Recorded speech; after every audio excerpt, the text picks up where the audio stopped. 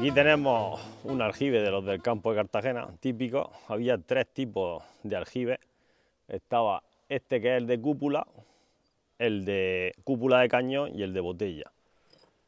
Este brocal está restaurado de hace poco y tenemos la típica cúpula. Y aquí tenemos una cosa muy interesante, porque aquí había minas de almagra, que es este color, y en algún momento le dieron la pintura de almagra, le dieron el tinte de almagra, que después aquí se nota la almagra y después le dieron alguna pintura similar, se notan los dos. De hecho, aquí los almagros se cree que se llamaban almagros por las minas de almagra. Y era muy típico a las fachadas o a algunas casas y a algunos aljibes darle este color. La mayoría son blancos, pero por esta zona hay algunos de este color. Aquí tenemos un aljibe funcionando, aunque no está limpio. Y por aquí teníamos la vertiente, que venía el agua por la boquera, pasaba por el aclaraos, que es la balsa de decantación, y del aclaraos pasaba al aljibe. En la balsa de decantación se quedaban los sólidos, y como la palabra de aquí se les decía aclaraos, algo aclaraba el agua, y luego caía en el aljibe. En el aljibe normalmente solía haber una piedra para que hubiera un saltao. De hecho, se le llamaba a lo que es la entrada por dentro del aljibe, se llamaba saltao. Algunas veces esa piedra era como repisa, otras veces era a caída de la pared. Este aljibe por dentro, lo que es la cúpula, está hecho de ladrillo macizo, y después tiene una capa de piedra. Algunos tienen la capa de piedra nada más. No se sabe, o por lo menos yo no he llegado a la investigación de cómo se hacían estos aljibes. Alguna gente decía que eran por formeros, otra gente decía que excavaban lo que es el perímetro y hacían lo que es la pared, luego amontonaban la tierra, hacían la cúpula y después se metían y excavaban todo. Pero no he encontrado ningún documento o alguien que me dijera, pues mi abuelo era albañil de aljibe y lo hacía así. Entonces son especulaciones. ¿Cómo se hacían? Pues algún arquitecto tendría que decir, pues más probable es que fuera de esta manera. El caso es que por los años 50 o por ahí se dejó de hacer este tipo de aljibes, y los aljibes que hay solo son de hormigón o de bobadilla típica, de aljibes cuadrados, ya no eran de captación de agua. Este aljibe de cúpula entraba el agua y aquí era el abastecimiento de estos caseríos, que estos se llaman los milanos.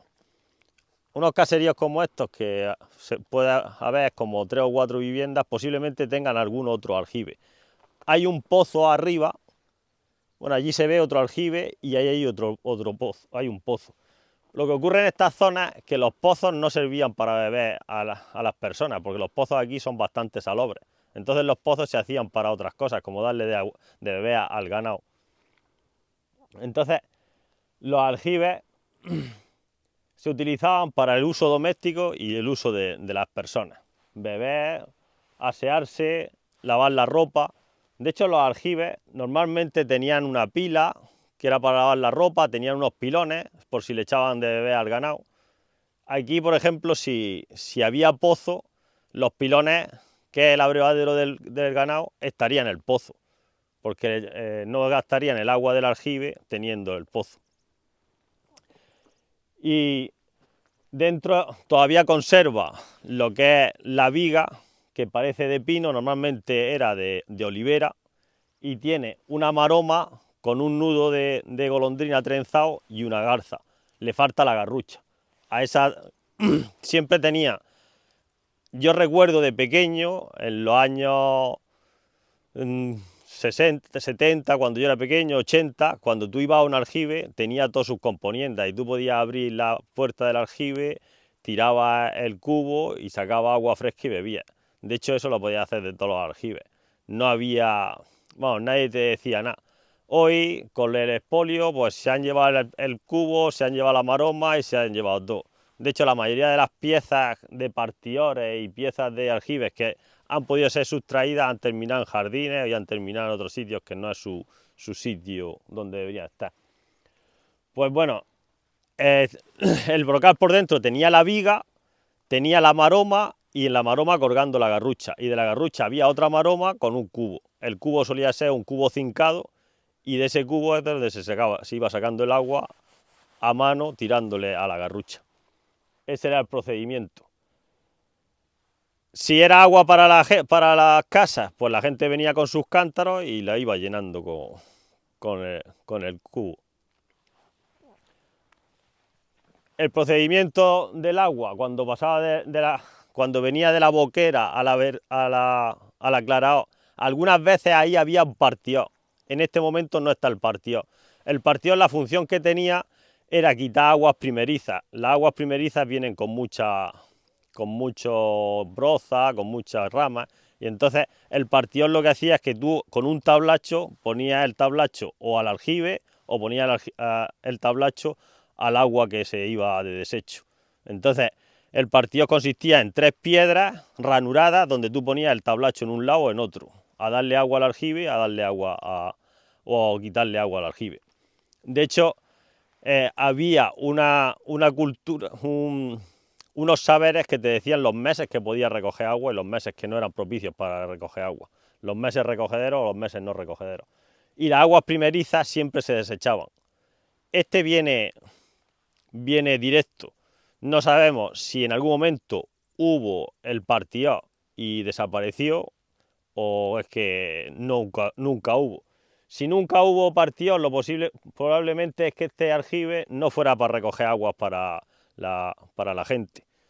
Porque si tú vas a recoger aguas para el ganado, las aguas te da igual que vengan más malas o más buenas. Pero si vas a recoger agua para la gente, sí tienes más el miramiento de que tenga el partido y partí el agua. Quitar aguas primerizas y quitar agua de meses no convenientes.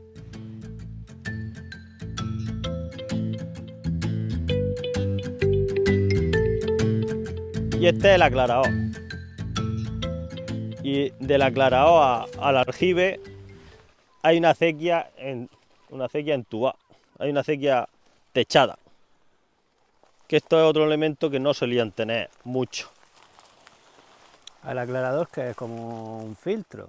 El aclarador es, en todas las culturas, los aljibes tienen una balsa de cantación. Aquí se le llamaba aclarador. Entonces aquí llegaban las aguas y si venía piedrecilla, venía gravilla, venía lo que fuera, aquí se quedaba.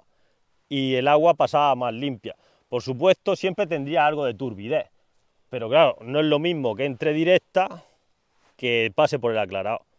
Entonces, los dos filtros que tenían los aljibes, uno era el aclarado y otro era el partido, pero aquí no hay partido. El partido cogía y hacía la diferencia de agua. Pero aquí la boquera viene directa. No sabemos si el partido estaría por ahí, pero lo más probable, donde se solía poner el partido, es antes del aclarado. Pero, ¿qué diferencia hay entre partidor y aclarador? O sea, ¿son dos tipos diferentes de sistema de filtración? El aclarado es una balsica. Esta balsica, que es una balsa de cantación, es el aclarado. Y el partido es unas compuertas que en los aljibes tenían tablacho donde tú diferenciabas el agua. Esta no me conviene, la tiro. Esta me conviene para el aljibe. Esa es la diferencia. Aquí el partido y el aclarado funcionaban como filtros, pero el partido en otros lados no funcionaba como filtro. Funcionaba para partir agua, o para vecinos, o para partir aguas que le convenían a un bancado o para que siguieran para la boquera. De hecho, veremos algún otro partido y lo iremos explicando.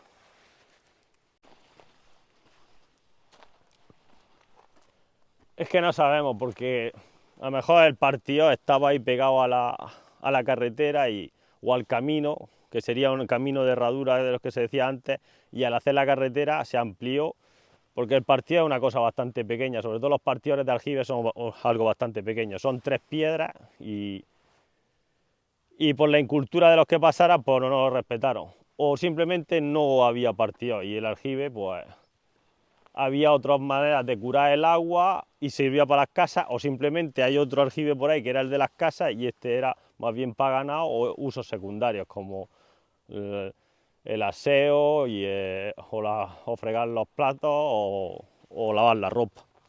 Pero no veo el partido.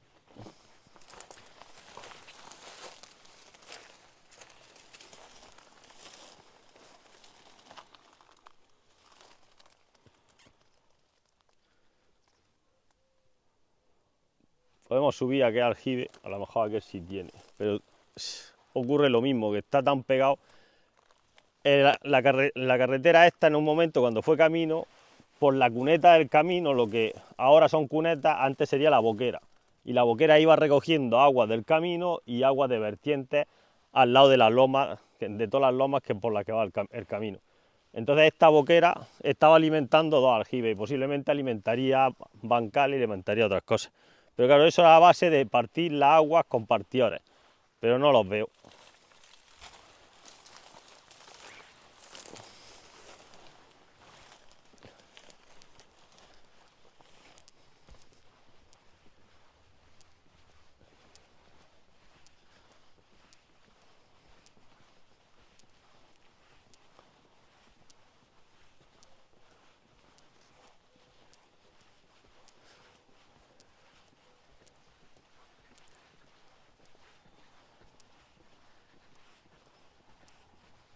Aquí está el pozo, están los tubos esos para que no se caiga la gente, pero el brocal está totalmente derruido.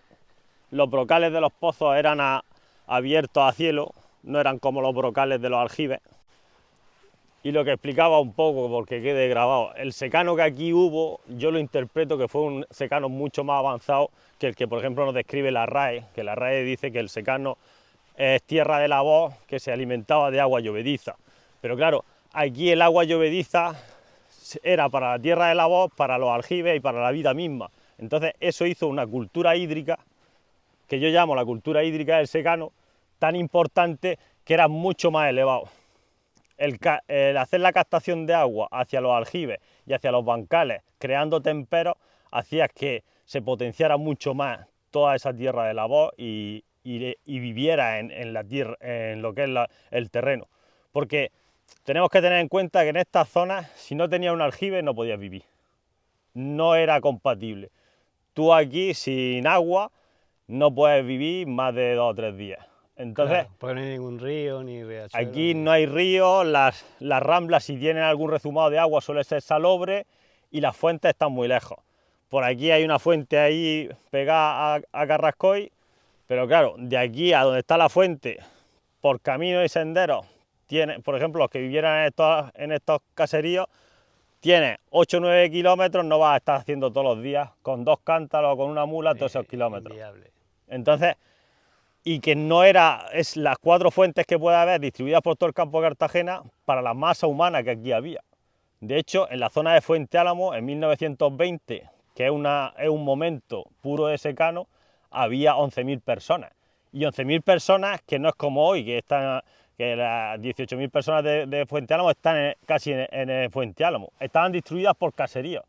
De hecho, tú aquí, a tiro de compás, de un caserío a otro, siempre hay 500 metros, 1 kilómetro. O sea, que tiene un salpicado tan grande de caseríos que aquí había una masa importante de gente viviendo.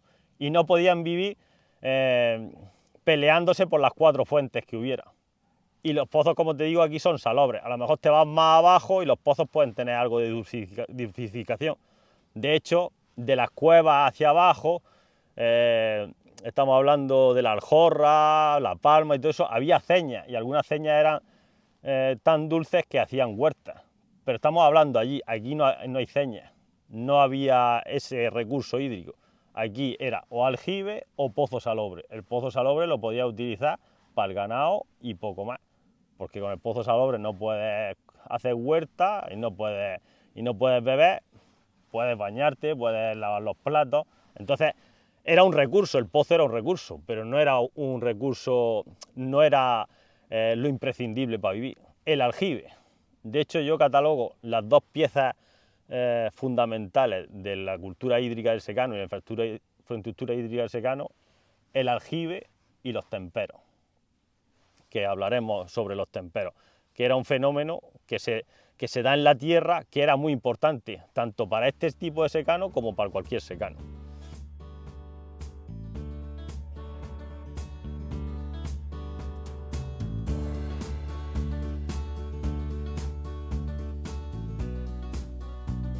Bueno, aquí tenemos otro aljibe, parece que sí tiene el aclarado. Ahí se ve un montón de piedras que posiblemente se ha amontonado con la retro, entonces si había algún partido se ha roto. Este es más pequeño. Fijémonos en este aljibe, que este aljibe es de botella. Cuando no sale una cúpula o una cúpula de cañón es porque el aljibe está totalmente dentro. Aquí el aljibe de botella se excavaba en la tierra y se hacía en la tierra una forma de botella. Hay algunos aljibes sin cúpula que se hacían rectos, pero eso simplemente lo he oído en documentación. Yo, de los que he observado en el campo de Cartagena, no hay ninguno que tenga el brocal, no tenga cúpula y no sea de botella. Todos los aljibes aquí que yo pueda haber observado son de botella, de cúpula o de cañón. No hay aljibes rectos, como si cavara un pozo. Y aquí parece que la vertiente en algún momento te la daba el banca o la cuneta del camino. Pero volvemos a lo mismo, no veo un partido. De todas maneras, la incultura, hablando en términos de secano, de las gentes que hoy en día utilizan las tierras de secano, hace que rompan toda la infraestructura y hoy en día se vayan conservando muy pocos vestigios. Aquí tenemos la boquerica, el aclarado, la acequia que va al brocal. Aquí lo que sí tenemos es unas ranuras de tablacho, pero lo que no veo es la salida, porque si tú pones un tablacho aquí tiene que haber una salida. Posiblemente el aclarado en algún momento fue partido. Tú ponías el tablacho aquí y alguna de estas partes tenía una ranura que se salía, porque si pones el tablacho aquí o espera que se desborde por los lados o tienes que tener una salida. Y posiblemente aquí que vemos que hay como una diferencia, que ha habido dos obras, este sería la obra antigua con el aclarador y aquí hicieron el recrecimiento este. Pero claro, lo hicieron ya cuando no utilizaban el tablacho, porque si tú pones el tablacho se desborda de tal manera que se derrama y no va hacia ningún lado y te estaría inundando toda la inmediación del aljibe y posiblemente te rehundiría el brocal. Aquí en algún momento, antes de hacer esta crecida, habría una salida donde el agua te la llevaría a algún bancalico o a algún sitio. Esta forma no la había visto, pero es otra forma de hacerlo, que es con un tablacho quitarle aguas malas. Se quitaban aguas no convenientes o aguas primerizas de los aljibes. Porque claro, estamos hablando que los aljibes... ¿Qué son las aguas primerizas? Las aguas primerizas, cuando empieza a llover, lo primero que te viene con toda la broza, con todo el polvo, ¿no? Mientras que tú esas aguas las canalizas hacia otro lado, te esperas, si la lluvia es grande, si la tromba es grande, pues te esperas 10 minutos, 15 minutos y entonces las canalizas para ese. Y tú mismo ves como la turbidez baja del agua. Y ya no te viene con broza, ya no te viene... O por ejemplo, aguas no convenientes, si te viene una lluvia muy fuerte y empieza a venir bolo y a venir cosas, pues tú tapas para que no te entre dentro del aljibe. Esto era un ejercicio que el dueño del aljibe lo hacía continuamente. De hecho, el tener limpio la boquera, el tener limpio el aclarador, el que toda la infraestructura estuviera preparada para cuando lloviera, que a lo mejor había una sequía de 3 años y no llovía, pero tú tenías que tenerlo limpio. Y luego cuando llovía tenías que salir mojándote y estás viendo cómo está funcionando tu aljibe. Si está entrando el agua limpia, si no está entrando, primero te tenías que canalizar fuera. Y no te puedes quedar durmiendo mientras que pasa el agua porque se te está yendo fuera. Tienes que venir cuando ya está el agua clara y poner el tablacho para el aljibe. Si el aljibe era de otro uso, de ganado o lo que sea, tú lo ponías directo y entrara lo que entrara. Luego tú se la dabas al ganado.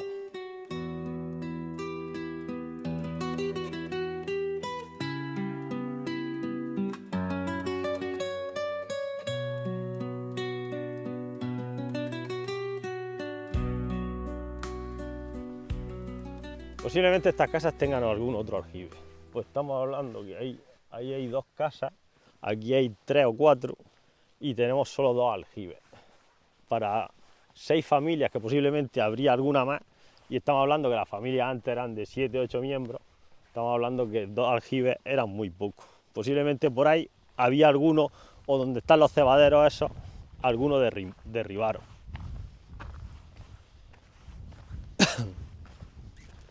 O a lo mejor dentro de los patios estos, a través de una boquerica, entraba el agua y había algún aljibe de botella. Esta es la típica casa murciana, con la porchada, y aquí habría alguna parra en algún momento.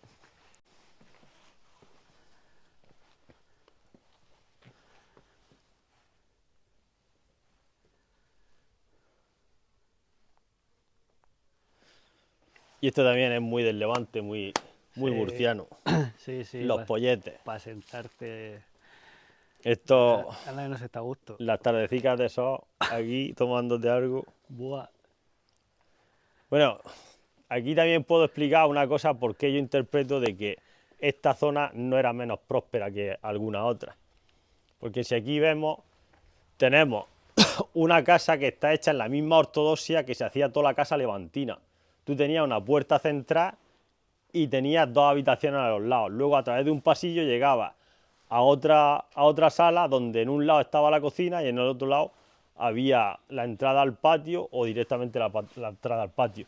Pero esto era común en todo el Levante. Fachada, entrada central, una habitación en cada lado, y entonces pasaba a otro cuerpo de habitaciones donde tenías la cocina en uno de los lados y en el otro lado tenía o la entrada al patio o tenía otra habitación.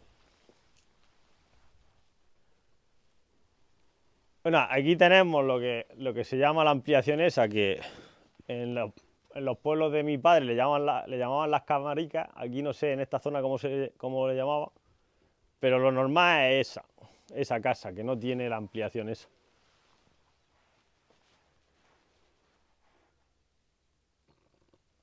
...1820... día 1 de marzo. Mira, Y un reloj solar, ¿no? ¿qué día tenemos aquí? Ese sería el año de la construcción, el 1820. 1820. Mira, marca bien.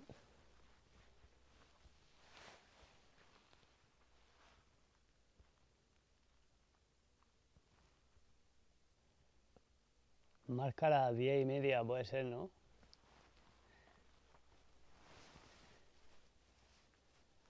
Ahora como se cambian las horas, pero son las 11:30.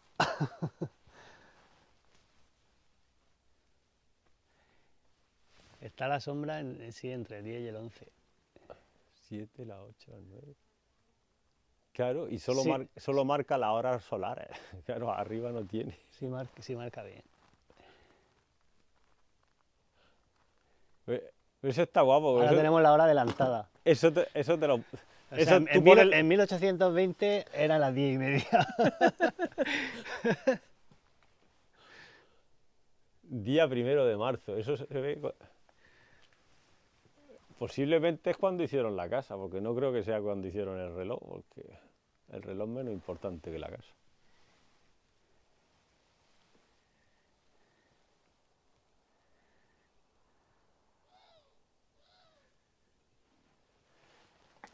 Dentro a lo mejor tenemos algún aljibe.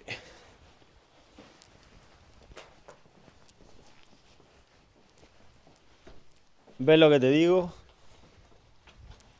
La chimenea.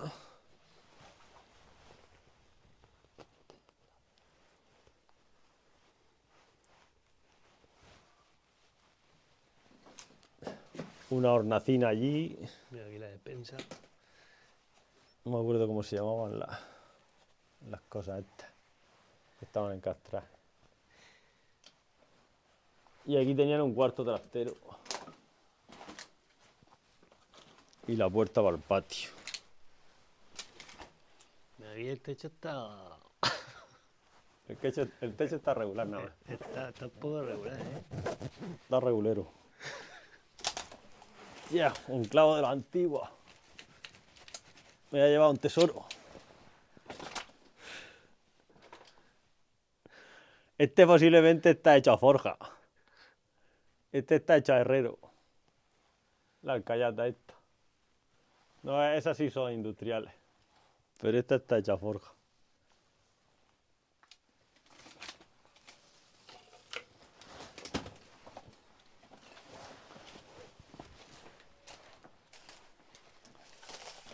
Era moderna, tenía baño.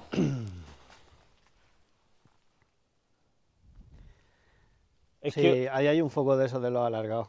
Aquí ha tenido que vivir gente hace a lo mejor 50 años, 40. sí, 50, 40 o 50 o 60 cuando es que cuando vinieron los retretes se ponían siempre fuera.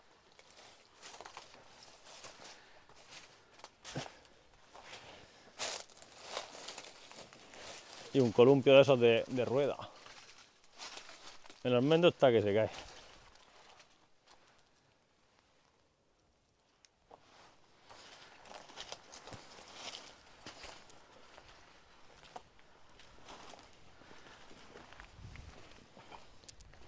Sí, esto es una pared que se ha caído. Plof.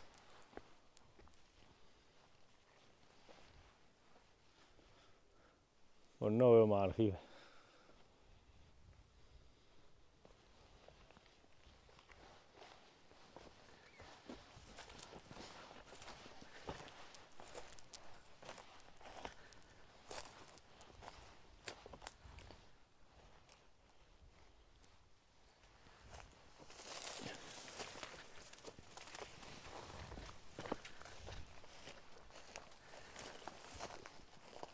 Aquí hay un hondo, no sé si en ese hondo rehundieron algún aljibe con la retro.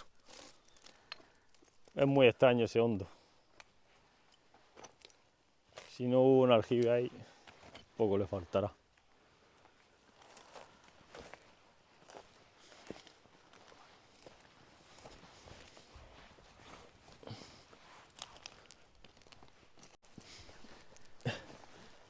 Tú mira, todas las particiones estas, todas estas particiones así tan estrechas que apenas servían para nada, todo esto era por las herencias. Porque el abuelo o el tatarabuelo que llegaba y hacía un caserón grande y unos patios grandes, pero luego tenía 3 o 7 hijos y entonces tenía que partir para cada uno. Y luego empezaban a poner muros por en medio, esto para ti, esto para ti. De hecho, una cosa muy interesante que aquí había, que los derechos de los aljibes también se heredaban. Entonces, un hombre que tenía un aljibe y tenía 7 hijos, por ejemplo, si le daba a cada una parte o una casa, luego cada uno tenía derecho a coger a ese aljibe. Porque claro, era tontería aquí heredar una casa si no tenías derecho al aljibe. Claro, luego se harían más aljibes y todo eso. Pero tú aquí puedes comprar una propiedad, por ejemplo, puedes comprar esa casa y a lo mejor en la escritura te viene, tiene derecho al aljibe no sé qué. O sea, tienes derecho a uso y arreglo del aljibe, las dos cosas. Todavía hoy. Todavía hoy, eso está en las escrituras. De hecho, cuando tú vas al notario, el notario va a poner lo mismo que ponía en la escritura del otro. Y si el otro tenía derecho a aljibe, tú vas a recibir los derechos a aljibe. Y eso en muchas escrituras aquí está. De hecho, así es como vivían muchas casas que tú ves que está pequeña y no tiene aljibe.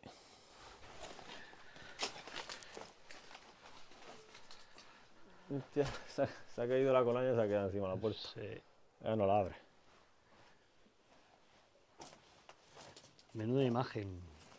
Dios. Esto tiene pinta de gallinero.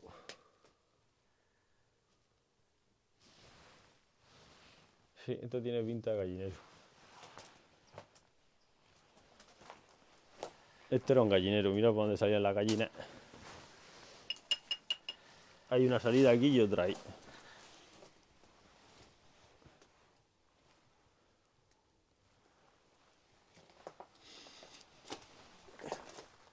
Mira, un cáncamo. Este no lo puedo sacar. Ese también parece de forja.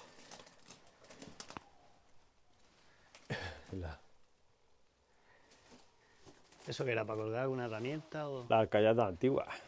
Esto para colgar aquí los aparejos de la burra o un manojo de cuerda o lo que fuera.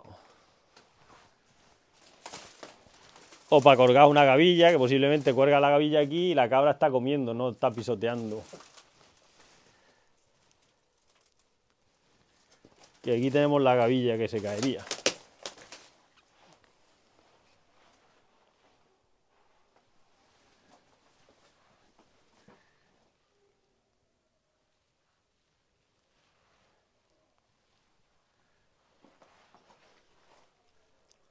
Era muy común poner, no sé si los antiguos le llamaban a esto de alguna manera, pero era muy común. Tú date cuenta, aquí tienes dos, ahí tienes otras dos, y allí tienes tres. Que estos dos, al estar emparejados, posiblemente aquí habría una tabla, sería una leja. Y aquí tienes otro que se partió.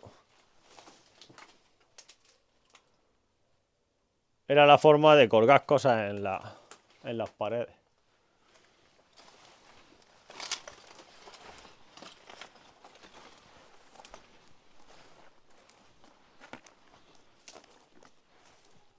Y arriba se ve que había otro gallinero o un palomar, porque las salidas esas posiblemente sean de palomas, aunque parecen algo estrechas. No sé si sería un respiradero.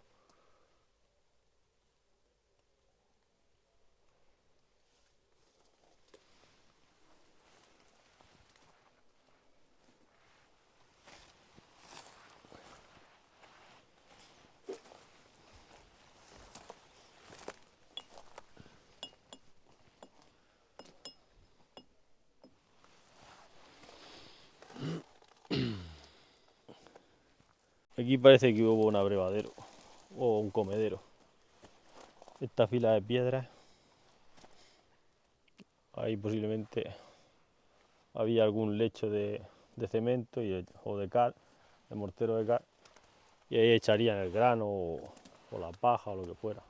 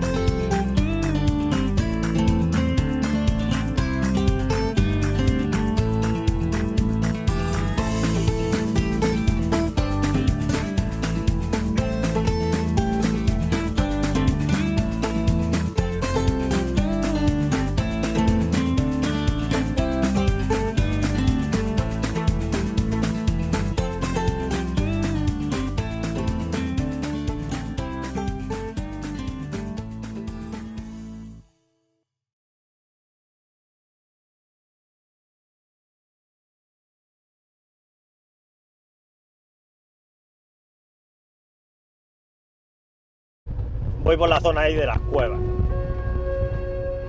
¿Y cómo es que doy con una cañaica que se llama la Cañada Elena? Y por uno de sus costados empiezo a pensar como si yo fuera antiguo, como si yo viviera en el momento que hizo falta algo ahí de infraestructura, ¿dónde pondría yo una boquera? Miré la cañada hacia norte, la Cañada Elena, y digo, esta costera no, porque tiene la vertiente que no es propicia. Pero esta costera de la izquierda, según miraba en la cañada hacia arriba, de donde viene el agua, digo, esta es muy propicia.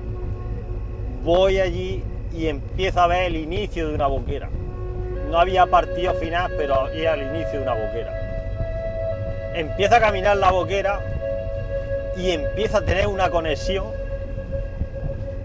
Una conexión sintiendo de que estaba conectado con algo totalmente diferente a mi realidad, de decir, es que estoy como si estuviera en el tiempo que se hizo esta boquera. Y entonces, conforme iba viendo que venía vertiente, decía, yo aquí ponía unos partidores, veía unos bancales y decía, yo aquí ponía este partido, y aparecía el partido antes de que yo lo viera con los ojos. Yo estaba conectado con la realidad que hubo en ese momento de la fabricación de la boquera, y conforme yo iba pensando que ahí podía haber eso, o yo hubiera puesto eso, o los antiguos hubieran puesto eso, unos pasos más adelante ya mis ojos veían los partidores ahí derrumbados o rotos, pero ahí estaban. Y ahí hacía la lectura. Este partido partía para estas tirahicas de bancales que hay aquí, y aparte para otras tiras que posiblemente había en la Vega. Porque claro, la Vega ahora se ve que las labran con los macrotractores eso y lo hacen a tocampo. Entonces ahí ya no respetan boquera ni respetan nada. Pero claro, la boquera, como está un poco metida a lo que es el costerón de la loma, ahí no se pueden subir con los tractores, o por lo menos no lo hacen. Y entonces caminaba unos pasos más y desaparecía la boquera. Y yo decía, ha desaparecido la boquera porque aquí han labrado, pero ¿por dónde seguiría yo la boquera? Y decía, pues por aquella parte parece que la boquera podría seguir. Y me iba caminando a aquella parte y volvía a aparecer la boquera después de toda la roturación que habían hecho. Y estuve siguiendo durante 4 kilómetros, encontrándome 2 partidores y todos los tramos de boquera que todavía seguían existiendo, a través de pensar cómo yo haría aquello, y con una conexión de sentirme, joder, estoy sintiendo algo diferente, algo de decir, es que parece que estoy conectado con otra realidad que no es la de hoy, sino que fue en otro momento, o con una realidad de decir, ¿con qué nos tenemos que conectar para construir este tipo de infraestructura?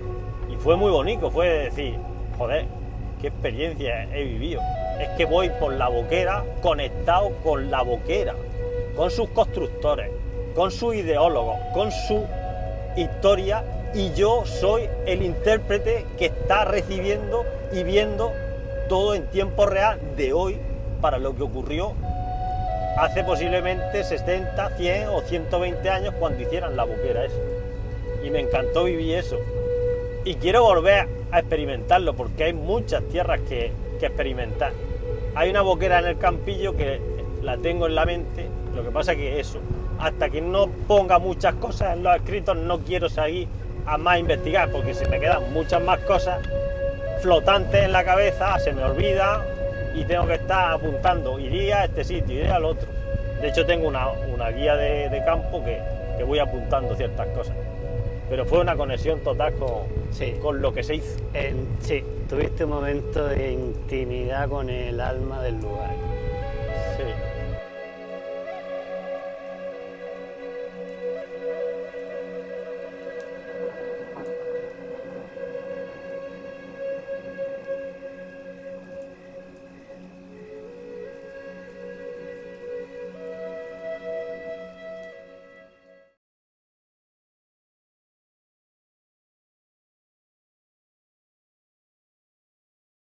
Escrito sobre el habla murciana. Porque claro, si te pones a decir qué es idioma, qué es lenguaje, que eso siempre saldrá el capullo que te dice que no es un idioma porque no tiene, porque no sé qué, que si no es un lenguaje porque no tiene, pero si tú lo denominas habla murciana, es lo que habla el murciano. Claro. Sí, luego voy a la filología que...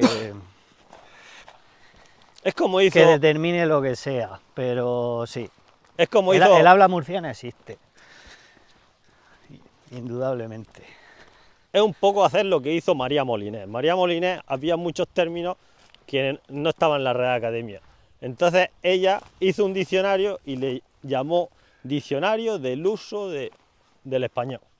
Entonces tú ahí no incurres en decir, en meterte con nadie y en decir algo que no estás haciendo. ¿Por qué? Porque es el uso del español. O sea, el español que utiliza. El español utiliza una palabra que no la reconoce la RAE. A lo mejor no es de la RAE, pero sí es del español porque la utiliza. Claro. Pues esto es un poco. Sería hacer un diccionario del uso del murciano y hacer el habla murciana. Porque es lo que habla el murciano. Sí. Además es la palabra adecuada, ¿eh? El habla. Aquí hay un partido, pero está muy maltrecho. El dueño de este bancal no es... o es inculto o no es muy ordenado, o simplemente no existe ya. Esto es un partido. la boquera llega por ahí y estos partidores van como al décimo. De hecho, del caudal que pasaba por la boquera pasaba un X, pues un décimo iba al bancal. Y se partía con estas piedras. Ahora más abajo veremos otro que sí está funcionando porque es de Juan Andrés. Y es sí que los limpia y los tiene mantenidos. Aquí no se ve muy bien porque han echado esas piedras. Todas esas piedras no tienen nada que ver con el partido. Las piedras que tienen que ver con el partido son esta fila y esa, que son los que hacen una boquerica pequeña hacia el bancal. Y esto era la forma de regar con las aguas pluviales. Venía la tromba de agua, la boquera se llenaba, iba bajando la boquera. Una cosa importante es que las boqueras se diseñaban para que el agua no hiciera daño, eran como los acueductos romanos. Ni se le daba mucha fuerza para que no abrasara, no se llevara la arena, ni hiciera trenque, ni se le daba muy poca fuerza para que no sedimentara. Se intentaba hacer eso. Eso supongo yo que lo iban corrigiendo conforme las boqueras iban funcionando. Entonces el agua venía somera, aquí hay un caudal de boquera bastante grande. De hecho, como ya he dicho, esta boquera tiene 4 o 5 kilómetros. Va repartiendo y recogiendo agua de varios sitios. Y por aquí pasaba un décimo. Se puede medir. Lo que pasa es que habrá diferencias. Ahí debe de haber alguna escollera. Ahora más abajo lo veremos, porque abajo sí está, que lo vi yo con Juan Andrés, me enseñó sus partidores y sus bancales. Y lo que bajaba por aquí era un décimo, un doceavo de la parte. Llenaba ese bancal, cuando ese bancal, en tiempos que funcionaba bien, cuando ese bancal se rebosaba, el mismo partido servía de rebosadero. O sea, cuando el bancal se llenaba, esto se cerraba por la misma acción de que tenía el mismo nivel el partido que el bancal lleno. Porque estos bancales, cuando entra el agua, no sale por otro sitio. Se llena y o vuelve a salir por aquí o se cierra porque ya la misma agua hace nivel. Eso era un método de que si por la boquera, por grandes lluvias, estaba bajando 3 o 4 horas, pues 3 o 4 horas que estaba el bancal anegado de agua. Eso estaba haciendo que el agua permeara dentro de la tierra y hiciera el tempero. El tempero es la capacidad que la tierra tiene de captar, de mantener el agua dentro de la tierra. Y que no se vaya al subsuelo, ¿no? El tempero es el tramo que no es subsuelo, es el tramo que estamos hablando de la superficie a 1,20 centímetros. Ese es el tempero porque ese es el que utilizan las plantas. Donde están las raíces, claro. De hecho, las tierras de aquí, al ser arcillosas, mantienen el agua en ese tramo. La misma arcilla hace que no permee más abajo. Si tú vas por rambla o vas por zonas arenosas, la arena y las gravas hacen que el agua vaya al subsuelo, a 20, a 30, a 50 o se vaya por los veneros. Pero las tierras arcillosas no, las tierras arcillosas empapan, mantienen el tempero y se van secando hacia arriba. Pero es muy poca el agua que baja hacia abajo, a no ser que haya capas de arena. O sea que aquí, aunque no haya ríos ni riachuelos, también la tierra es arcillosa, en general. Las tierras son arcillosas en general. De hecho, yo interpreto que la cultura hídrica del secano se dio mucho por la proporción de arcillas que hay aquí. Porque si aquí hubiera habido tierras arenosas, es más, en Murcia hubiera sido un desierto de arena. Sí. ¿Por qué? Porque la arena mantiene mucho menos la humedad que la arcilla. Los temperos se mantenían porque las tierras son arcillosas y por la labranza. Porque la labranza, cuando tú anegas un bancal de esto, la tierra a los días empieza a quebrajarse y la grieta lo que hace es despedir agua. En un efecto Venturi, por los poros y las grietas, conforme va pasando la brisa y el sol, se va llevando y va desecando, como cuando tú a una pajita le soplas y tiene un nivel de agua y haces que haga un spray de agua. Pues lo mismo, va desecando. Tú con la labranza pasas y los primeros 10 centímetros, 20 centímetros lo haces polvo y el poro lo haces tan minúsculo que ya el viento al pasar ya no se lleva y el terreno tampoco. De hecho, tú ahí mismo, con las pocas lluvias que cayeron, si cavas donde está labrado encontrarás humedad, y si cavas donde no está labrado no encontrarás humedad. Y eso es el efecto de la labranza te está manteniendo el tempero. Como he dicho, las dos grandes piedras angulares de la infraestructura y de la cultura hídrica del secano, y de que el hombre del secano viviera aquí, son los aljibes y los temperos. La capacidad de que las tierras tienen de hacer temperos y las técnicas e infraestructuras que los hombres del secano hacían para tener temperos. Vamos a ver el otro partido, que está mejor que este.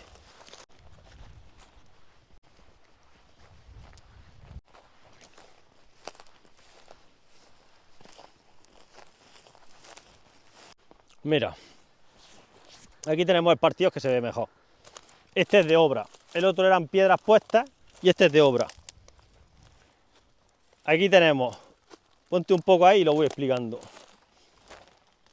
Este es el cajón del partido, tenemos la escollera de la derecha, escollera en el suelo para que cuando baja el agua no baje el nivel, porque si bajara el nivel no nos entraría por ahí, y ahí deberíamos tener una escollera. No sé si no la pusieron o a lo mejor este es el principio de escollera o no está. Por aquí parece que en algún momento hubo escollera o no le hizo falta. El caso, y ahí tenemos unas piedras para que cuando caiga el saltado no haga agujero y al final termine reventando la escollera. Pues por aquí bajaba el cajón de agua y aquí partía pues al 10º o al 12º, y por aquí entraba el canal del partido hacia el bancal ese. Aquí lo que pasa es que el mismo partido no sirve de rebosadero porque está más alto que el bancal.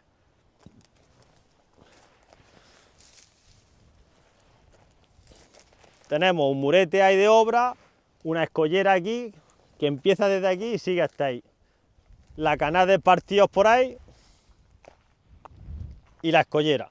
Por aquí bajaba el agua y partía a un 10º, un 12º. Como vemos, aquí no son partidores de tablacho, no es como en los aljibes que era o ponía agua hacia un lado o a otro. Aquí toda el agua que bajaba por aquí, una parte pasaba para allá. Y esos bancales sí iba saltando de uno a otro, porque están en pendiente. Pues estos son los partidores de bancal. Más abajo vamos a ver otro. Una cosa que pasa aquí también es que los tractores al pasar pisan las piedras, pisan los partidores y lo hacen todo polvo. Entonces, conforme va pasando el tiempo y los tractores, pues nos quedamos sin boquera, nos quedamos sin partidor. Sí, casi quedan los vestigios. Y como estas infraestructuras eran muy de hacerlas con una burra, con un azar, pues ahora no prevalece. Por eso digo que una cosa importante, que es un momento bueno de una persona como yo deje este legado, porque cuando todas estas cosas ya no estén o no haya nadie que las interprete, pues entonces eso serán piedras puestas aleatorias o serán piedras porque alguien las quiso poner o simplemente no estarán.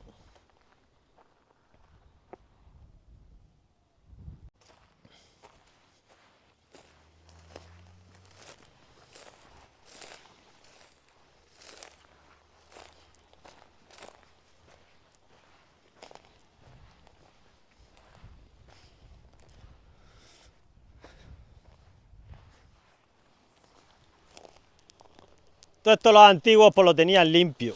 Se juntaban los vecinos que eran dolientes de la boquera y hacían la monda. Se juntaban varios, iban con la zaica quitando los matones, quitando las zonas que se hubieran podido haber de rubio y se limpiaban. Las boqueras estaban siempre limpias. Aunque hubiera sequía, siempre hay ciertas humedades que hacen que nazcan las trigueras, que nazcan las bolagas, pues todo eso se iba quitando. ¿Por qué? Porque la boquera, para los usuarios de la boquera, era una cosa muy importante. Estamos hablando que estas oliveras, de que se rieguen por la boquera a que solo le caiga la agua llovediza, estamos hablando que pueden dar cosechones con la boquera, y con el agua llovediza es muy raro que den un cosechón y estén dando un 30% de su capacidad con el agua llovediza, y con la boquera pues están dando cosechones algunos años de buenos. Estamos hablando que un año que viniera agua en septiembre y se llenara estos bancales, estaba asegurando que se llenara un par de veces los bancales estos por septiembre, estamos asegurando que en noviembre teníamos una cosecha de oliva buena, aunque hubiera pasado mala en agosto la oliva. Estamos hablando que era un enclave, la utilización de la boquera era un enclave importante para que los bancales dieran ciertas cosechas. Y todo eso, por supuesto, en los 4 palos del secano. Estamos hablando en higuera, en almendros, en olivera y en garrofos. Por supuesto, si pusieras frutales aquí, pues cuando estuviera la fruta no bajaría la boquera, y cuando bajara la boquera la fruta no estaba, porque no son árboles de este terreno. Frutales, estamos hablando frutales al uso. Por ejemplo, si fueran granados, sí, porque el granado es de secano. Entonces, dentro de la cultura hídrica del secano, también qué poner y qué se utilizaba, qué frutas sí daban. Por ejemplo, una cosa que la gente no sabe, que el melón era muy de secano. Unas lluvias de septiembre, pasaban y regaban los bancales, cuando a los 7-8 días podías dar una labranza, en ese tempero ponías unas pepitas de melón, y en eso al mes y medio por ahí una mata te podía dar 4 o 5 melones. No te iba a dar 20 melones como en regadío, pero 4 o 5 melones en 7-8 matas era guardar melones para diciembre, que los colgaban con unas trencillas de esparto en las colañas de las cámaras o de las despensas. Entonces, toda esa serie de recursos era cosa muy sabida y muy interiorizada, que conforme la iban haciendo, iban administrando, iban suministrando su despensa, su día a día, su recolección, llenar los graneros de grano. Era un día a día. Era austeridad, pero a la misma vez era prosperidad. Eran paralelos, la austeridad y la prosperidad iban paralelas en el secano.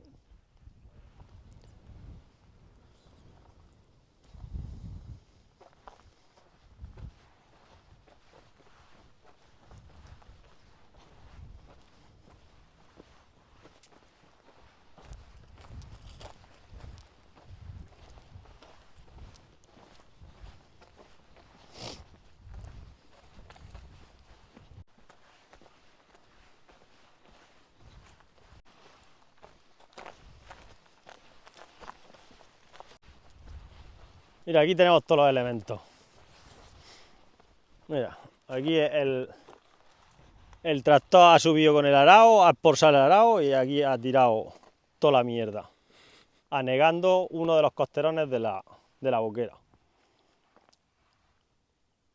Esto en otra región o en otro país más amante de lo suyo sería un sacrilegio. Aquí, como lo permitimos todo, en este partido está entero, están todos sus elementos, podemos explicarlo perfectamente. Aquí tenemos la escollera de la costera, la escollera de suelo y la escollera de la otra costera. La caja de las escolleras las tenemos. Por aquí bajaba un caudal de agua, ahí hay mucha tierra que se ha metido porque está bajando un camino por aquí, no debería estar, esto debería bajar hasta la escollera. Aquí tenemos una fila terminal de donde termina la escollera, y aquí habrá piedras metidas así, por lo menos hasta este trozo, para que cuando el agua salte no rompa, no haga en su turbulencia, no rompa. Entonces la caja bajaba perfectamente en esta cuadratura, y por aquí, por esta boquerica, esta es la boquerica del partió. El partió tenemos caja, escollera, la caja con las 3 escolleras, las 2 de costera, la de suelo y la boquerica. Por aquí iba a esos bancales, y por aquí sigue la boquera y va regando los bancales. Se ve perfectamente por donde va la boquera. Por aquí pasa un camino,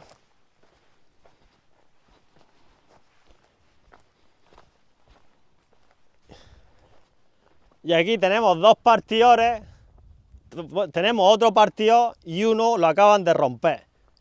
Acaba de pasar el tractor por aquí, lo que hablo de la incultura de la gente, en vez de pasar por el camino, el hijo de su madre ha pasado por encima del partido y mira, la piedra central del partido la ha roto.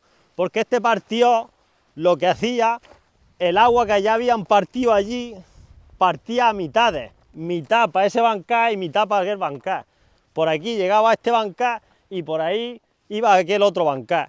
Y aquí tenemos una de las piedras labradas de los partidores.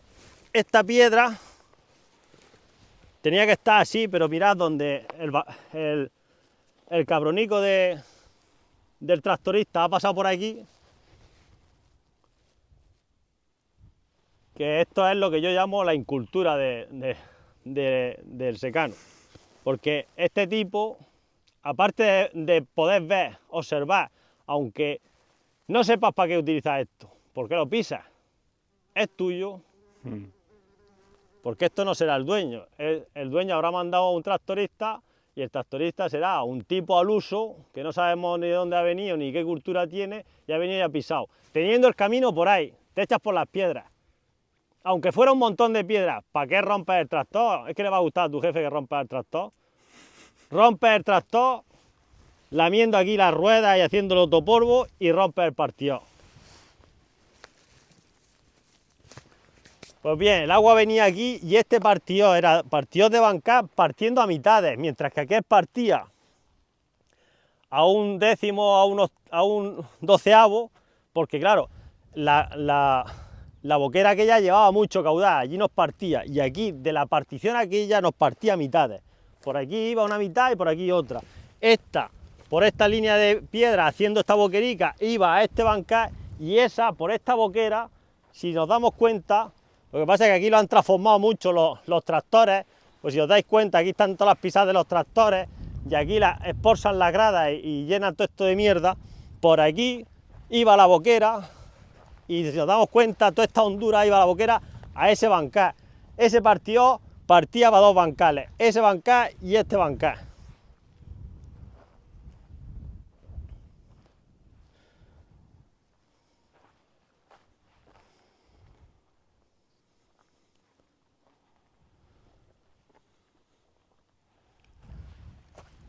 Aquí en este partido tenemos otra cosa interesante. Esta piedra era comprada de cantera. Mientras que estas piedras son rebuscadas, esta piedra es comprada de cantera. Si nos damos cuenta, es una piedra formada, labrada en cantera y que tiene la punta para que parta el agua. Que estas piedras también son muy expoliadas y terminan en jardines, ¡ay, qué bonita, qué bonita!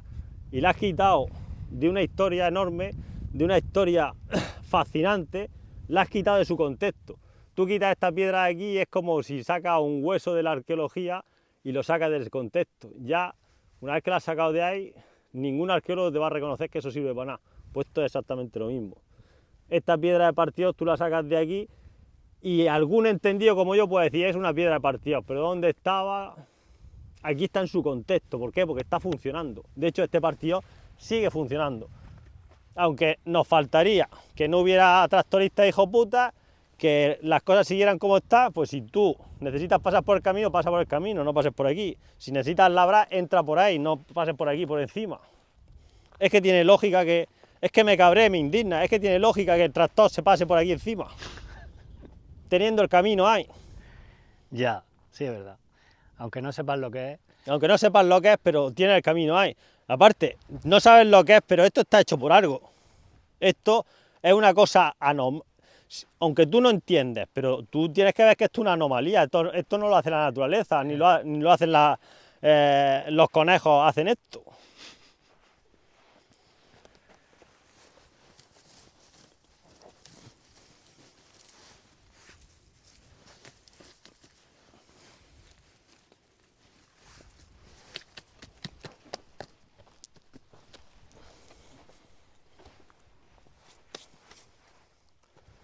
Tú te das cuenta si era importante la infraestructura, porque en aquellos entonces tú ibas a una cantera de aquí, una piedra, y yo no sé si, creo que aquí en la Multa hay canteras de este tipo de arenisca.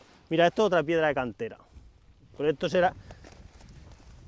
Esta pues se la regalarían a lo largo, porque si tú pones piedras rebuscadas de escollera, esta no tiene mucho sentido. Esta es la piedra angular del partido.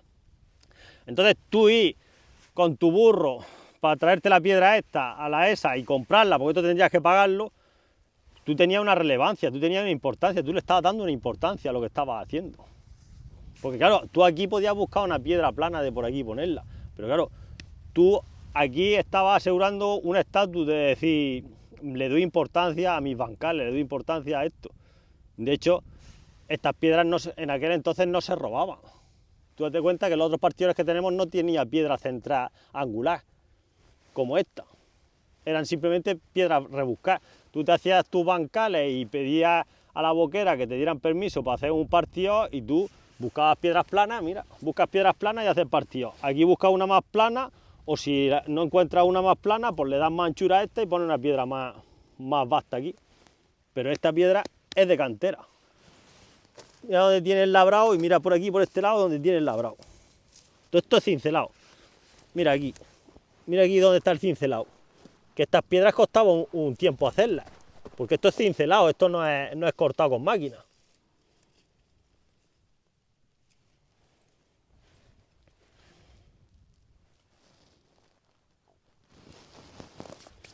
Y las piedras de partido de los aljibes eran rectangulares y tenían una ranura para que entrara el... Que ahora, cuando veamos alguna, te firmaremos.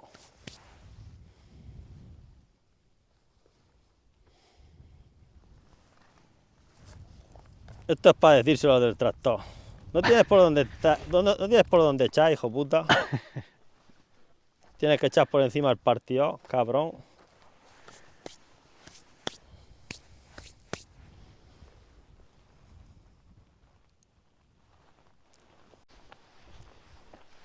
Mira, aquí hay otro.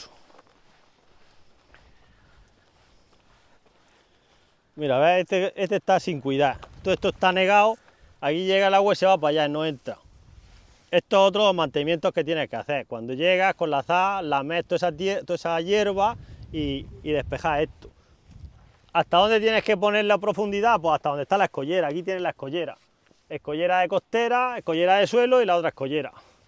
Aquí nos han puesto esta piedra pues, porque posiblemente estaría ahí y le han dado con algún tractor o algún coche, porque aquí estamos compartiendo boquera y camino. Aquí ha bajado el camino y se ha metido la boquera.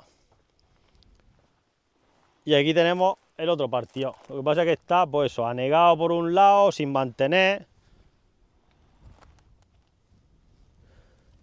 Aquí tenemos cuenta, no es un partido que parte a varios bancales, como ese. Entonces no hay piedra en medio. La piedra que parte con la boquera grande es esta. Y aquí debería tener otras piedras por aquí que no están. Está muy derruido. Y aquí pues se juntan dos. Los bancales ya son de personas mayores. Ellos no pueden venir, ellos que entienden no pueden venir. Si mandan a alguien es un cateto como el del tractor. Entonces, si viene alguien aquí con la azada no sabe ni qué tiene que limpiar ni qué tiene que respetar. Es capaz de quitarte las piedras que son esenciales para el partido. Entonces, los viejos se aburren, al final venden los bancales. Entonces, es muy poca gente que mantenga estos saberes en la conciencia. De hecho, yo en todos los escritos que quiero hacer no encuentro fuentes orales, nada más que mi vecino Juan Andrés, mi amigo de Baño y Mendigo, y luego pues, octogenarios, novegenarios, porque son los que usaron esto, pero los demás no se han interesado. Hoy estamos en otras cosas, estamos en el TikTok, viendo a las niñas de TikTok, en el Facebook y en mil mierdas, pero estas cosas no tenemos una carpeta en el cerebro para conservarlas. Creo que hay otro más para abajo.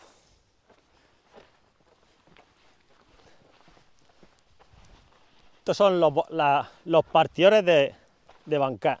Hay 5 tipos de partidores que se daban por el campo de Cartagena. que el partidor no es una cosa específicamente del secano, porque por ejemplo, una vez que estuve en los baños de mula, la regente de los baños me dijo que a las diferentes casas de los baños había un partidor. Entonces posiblemente en las acequias haya partidores. Pero claro, aquí es diferente, porque los partidores de la huerta, los partidores de los baños y todo eso, tendrían su idiosincrasia, y aquí tenían la idiosincrasia de que el agua venía en un momento y venía a lo mejor en media hora lo que te iba a caer en los siguientes 6 meses. Entonces todo tenía que estar perfecto y tenía que estar funcionando. No es como el agua de la acequia. Cada martes te doy agua. Tú puedes arreglar media hora antes el partidor, la acequia, la boquera, lo que necesites. Aquí no, aquí tú tenías que estar preparado, porque tú veías el negro y cuando venía la nube y el negro, tú no te podías poner a arreglar todo esto. Entonces había una serie de cosas que tenían que ser sí o sí en este tipo de infraestructura.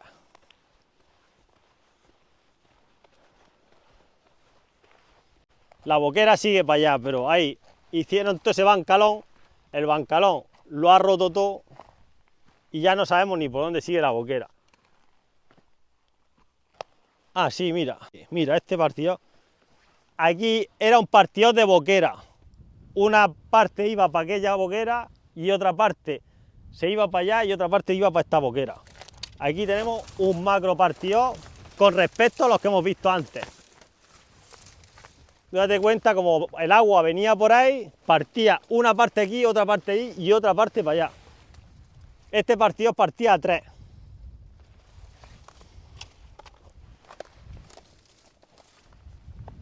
Que ahora no funciona porque está totalmente anegado. Esto hay que venir con una zailla y, por ejemplo, una de las piedras la tiene desplazada, que también posiblemente ha sido por una pisada de un tractor, porque esto un coche lo pisa y no lo mueve.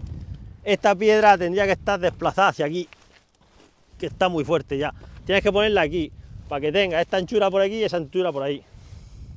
O posiblemente lo pisó el tractor o lo que fuera, con esto hecho barro y la ha desplazado, porque si ese tiene esa anchura, este tendría que tener más o menos parecido. Pero en línea de estas tendría que estar por aquí.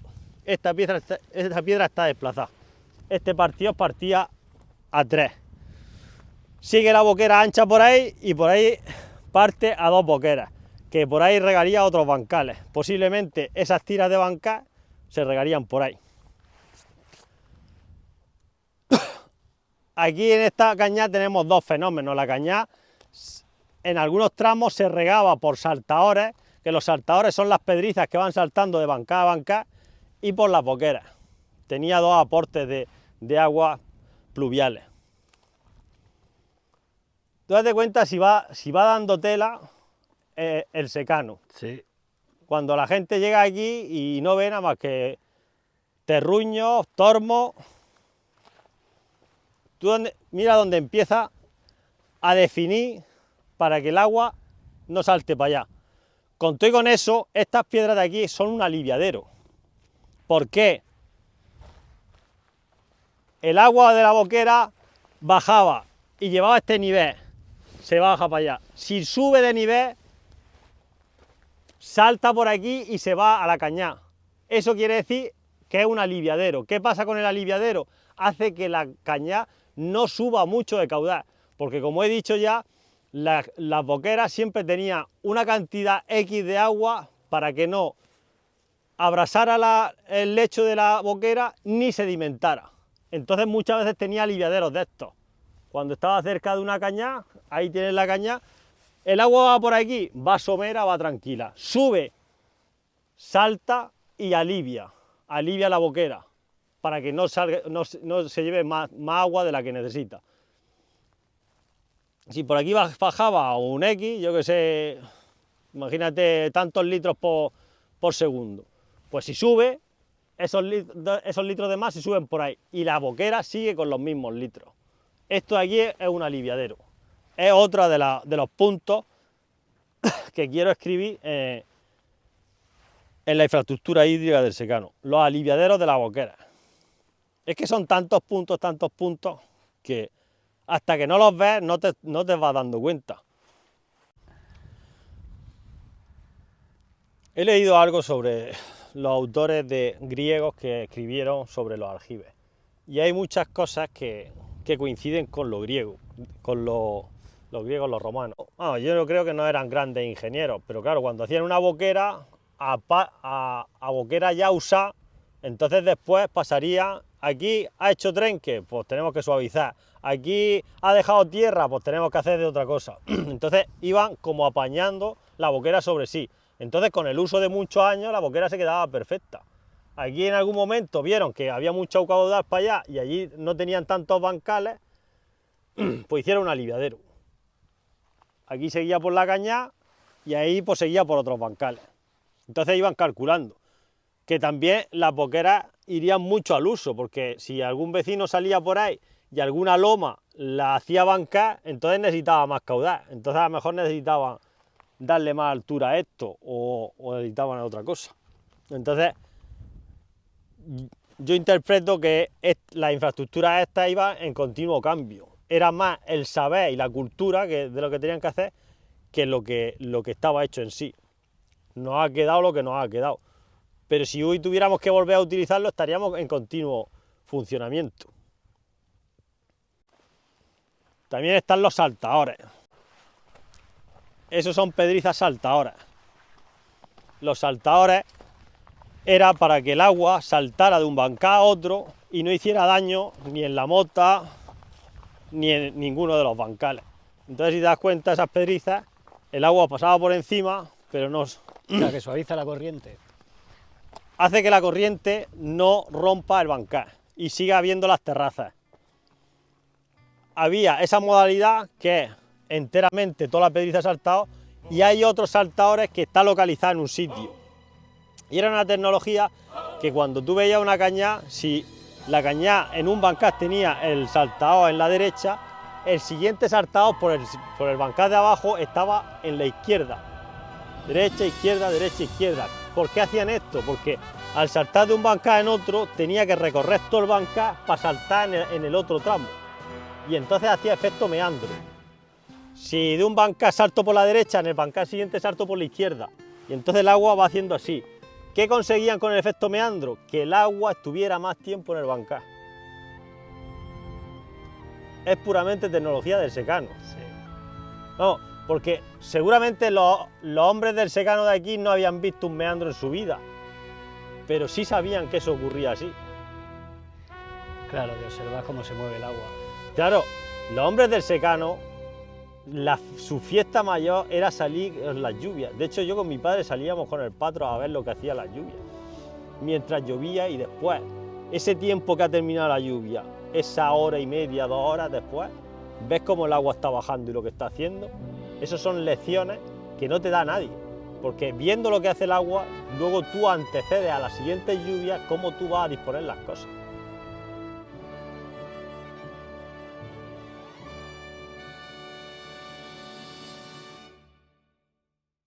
No sabía que te ibas a encontrar este mundo, ¿eh? Agüita. No, es que a saco. Esto también es místico, porque ya está oculto. Claro que lo es. Hombre, y porque hay una espiritualidad. Que todavía, Claro, y todavía está escrita aquí. Todavía quedan restos. Claro, pero esta lectura hay que hacerla sobre el terreno. Sí. Estas cosas son las que yo, como he dicho antes, yo no soy hijo de padre del secano, pero yo al salir, como desde los 7 años vivo por estos lares, yo al salir veía estas cosas y yo sabía que estas cosas no las había hecho la naturaleza, entonces yo necesitaba una interpretación. Entonces ahí fui encontrando mayores y sobre todo fui encontrando contemporáneos como mi vecino Juan Andrés y mi amigo de Baño y Mendigo, que son de la misma edad, pero ellos sí han recibido el saber de su familia, de ¿no? su familia. ¿Por qué? Porque los dos tienen fincas utilizando esa infraestructura y ellos siguen utilizándola. Entonces, lo que pasa es que en mí se ha canalizado un poco más el ímpetu de querer dejar los legados. Ellos sí les gusta hablar, pero por ejemplo ellos con otras personas no hablan de esto. Yo sí indago en punzar a cualquier persona que creo que puede saber algo de esto para que salgan conversaciones de esto. De aljibes, de boqueras, de partidores. Sí, tiene la pasión evidente.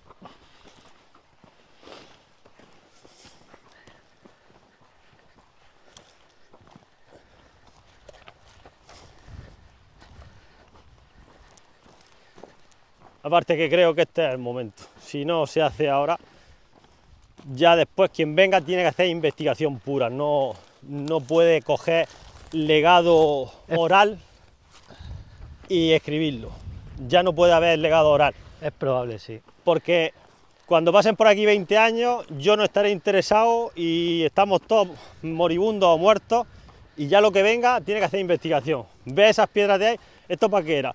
Entonces ya un técnico puede decir, pues esto pudiera ser para esto, y entonces a base de interpretaciones va haciendo, pero nadie te va a decir, esto es para esto porque el abuelo lo utilizaba así, porque se sigue utilizando. Ya, se pueden perder, sí, sí, sí. Van a desaparecer las fuentes de primera mano. Sí. Los usuarios del secano han desaparecido, porque los usuarios del secano son el padre de Juan Andrés, el padre de mi amigo, los padres de las personas que hay aquí, pero la fuente de la sabiduría desaparece con mi generación, porque nosotros sí hemos recibido el saber, los 4 que nos hemos interesado, y cuando nosotros muramos ya ha desaparecido el saber, y ya cuando alguien inteligente, no obtuso como la mayoría que hay por aquí, se pregunte cómo vivía esta gente en Fuente Álamo desde que se fundó en el 1520 y tantos hasta que llegó el trasvase y el agua del Tevilla, que llegó a mediados del siglo XX aquí, ¿cómo vivía esta gente? Cuando alguien se haga esa pregunta, si encuentra mi documento, lo sabrá, pero si mi documento no está, entonces tendrá que investigar. ¿Y qué pasa con las investigaciones? Que muchas veces llega algún tonto leído y empieza a meter un montón de supuestos que él se inventa. Ya, sí, especulaciones. Especulaciones como, por ejemplo, cuando dicen, ¿dónde empezó el humano? Y siempre dice, en África. Luego encuentran otro hueso en otro lado. No, fue en otra esquina de África. No, fue en... Ya. Son especulaciones. ¿Por qué? Porque hay un tonto leído que necesita resultados, pero no sabe lo que hubo. Pues aquí pudiera pasar lo mismo. Pero si yo dejo un documento, dejo un legado escrito de un legado oral que sí he recibido y de contemporáneos que sí han recibido. Aunque los usuarios ya no existen, pero son casi coetáneos e inmediatos en la ascendencia a mí. Por eso me veo en eso de decir, es que ahora es el momento. Y como no veo a nadie que lo vaya a hacer, sí que veo que por Almería hay cierta cultura, porque me llega, porque una vez estuve en Níjar y hay un museo al agua, y veo ciertas cosas, pero no veo que nadie resalte, ni por YouTube, ni por televisión, ni eso, hablando del secano, específicamente del secano. Es que no veo a nadie. Cuando yo hablo del secano, hace eco y me vuelve mi voz, no me vuelve la voz de nadie. No hay nada, ¿no? Ni encuentra, claro. Algo va saliendo. Por ejemplo, el otro día en Santomera encontré un estudio de los aljibes de Sangonera, pero no está hablando de la infraestructura hídrica del secano, está hablando de una parte. No sabemos si allí regaban a boquera y tenían aljibes porque no abastecía o lo que sea. Habría que hacer estudios sobre el sitio. Que secano hubo por muchas partes, pero yo, por ejemplo, me voy a centrar en el que conozco, y cuando haga esto, si me queda tiempo y ganas, pues a lo mejor salto a otros sitios. Pero es que el mapa del campo de Cartagena es tan grande que te puedes tirar aquí 7 u 8 años investigando y haciendo documentos. Que no niego yo que haya más secano por todos lados, hay. Pero, por ejemplo, tú en tierras como hacían, por ejemplo, los romanos y todo eso, que tenían muchas tierras de secano donde iban a labrar, o donde ahora, por ejemplo, en Castilla-La Mancha, vas con el tractor, labras y te vienes, tú no vives en el secano. El secano es una faceta de tu vida que tú utilizas. Es como que el carpintero va a la carpintería, va al secano. La gente de aquí no es que iba al secano, vivía en el secano, vivía del secano, vivía por el secano, era un universo entero. Entonces es algo mucho más grande que el secano que nos describe la RAE o el secano que hay en cualquier otra parte. Pues sí, es importante que no se pierda. Un documento escrito sería importante. Los gráficos también son importantes. El que tú vas a hacer. Hace poco vino una gente por aquí estudiando los molinos, era gente muy en el mundo de las artes, hicieron un documental con muchos artistillas, los artistas interpretaban lo que para ellos era esta zona, pero todo para mí equivocado, y luego pusieron algo de los molinos, pero como que dieron conmigo y dieron con mi vecino, y de 10 o 12 minutos que tiene, o 20 minutos que tiene el documento, de mi entrevista pusieron 3 minutos. De lo que más pusieron hablando fue de mi entrevista. Y yo no hablaba de los molinos, hablaba de esto que estoy hablando. Pero claro, vieron tal riqueza, y de mi vecino pusieron 1 minuto y pico.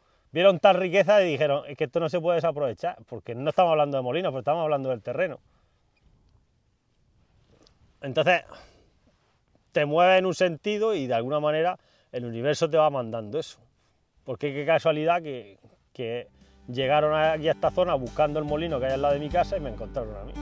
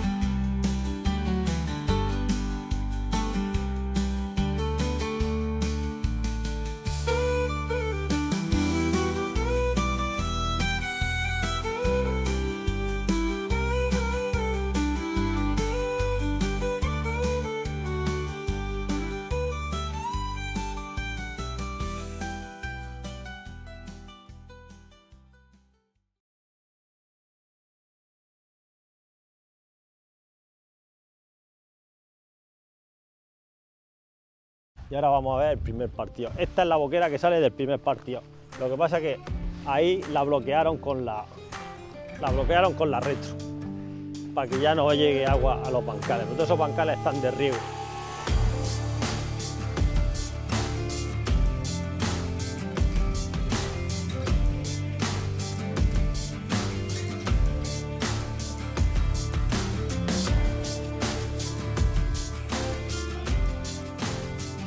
Bueno, pues todo el partido. Pues exactamente lo que has visto allí, lo que pasa es que aquí hay más elementos perdidos.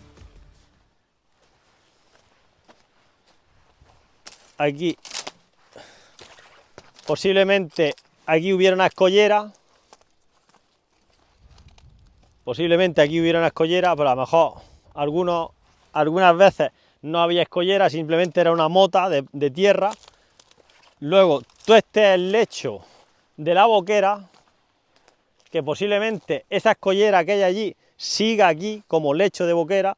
Lo que pasa es que aquí lo destruirían todo para la señalización esta del aeropuerto.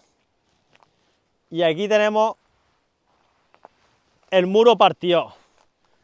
Este es el muro que parte. La agua venía por toda la caja de la Rambla. Estamos en la Rambla del Ciprés. Estamos en los partidores de los Jurados, en la Rambla del Ciprés, y estamos en el primer partidor. Son 3 partidores.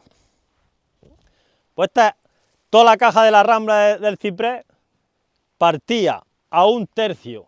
Lo medí un día, me parece que había 21 metros para allá y 7, 8 para allá. No, 14 metros para allá y 7, 8 para allá. Lo que pasa es que los laterales no sé si están modificados, porque debería haber escolleras de costera en los 2 lados, pero no hay. Pero puede ser que por lo grande que es, las escolleras no estuvieran hechas y fueran aportando tierra conforme se llevara la Rambla.